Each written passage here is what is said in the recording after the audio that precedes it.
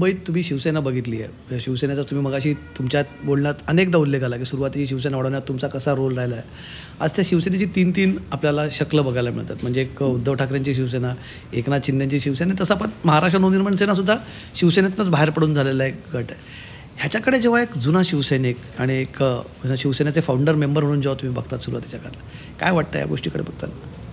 काय काय वाटणार आपल्याला? खंत तर वाटणारच,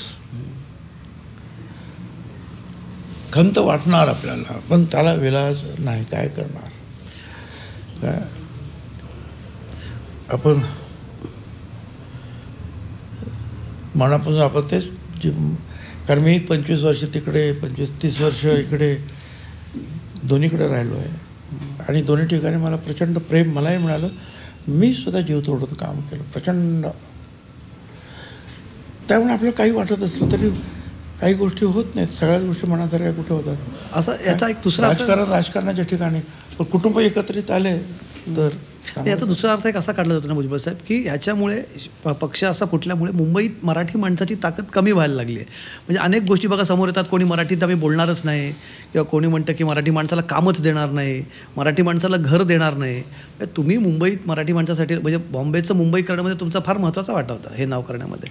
तर तेव्हा तुम्हाला 85 मध्ये, पण आता मग हे असं बघताना काय वाटतं तुम्हाला? ताकद कमी झाली आहे मुंबईत, मराठी माणसाचा आवाज कमी झाला. मराठी माणूस म्हणून किंवा जुना शिवसैनिक म्हणून निश्चितपणे वाईट वाटणार. परंतु मुख्यमंत्री फडणवीस सुद्धा तेच म्हणतात की मराठी पहिल्यांदा, कारण ते मराठी आहे. शेवटी ही जी मातृभाषा जी आहे ते ठाकरे कुटुंबाचे लिडर्स काय, शिंदे काय, किंवा तुमचे पवारसाहेब काय, किंवा फडणवीस काय, मातृभाषेचं प्रेम मातृभाषेवर असणारच ना.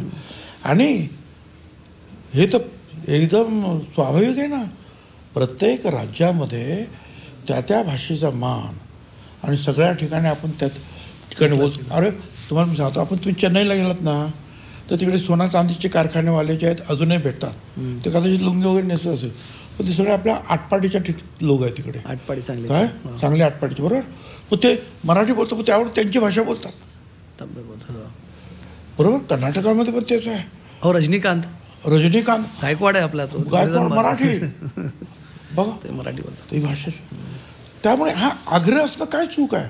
हा एक आहे, जे बदलीवर आलेले आहेत किंवा हे 4 वर्ष या बँकेत काम करणार आहेत आणि 4-3 वर्षांनी ते परत दिल्लीच्या बँकेत जाणार का कलकत्त्याला जाणार, त्यांच्याकडून नाही मी अपेक्षा करणार किंवा आम्ही अपेक्षा करणार. पण जे कायम इथे जन्माला आलेले आहेत आणि इथेच राहणार आहेत आणि इथल्याच लोकांबरोबर, इथल्या सरकारबरोबर त्यांचं राहणार, त्यांनी मराठी शिकायला काय हरकत आहे? काय शिकू नये? बरं, हिंदी सगळे बघतात ना सिनेमा. हिंदी आणि मराठीमध्ये फार कमी फरक आहे. अनेक हिंदीचे शब्द जे आहेत हे मराठीमध्ये देवनागरीत आहेच ना.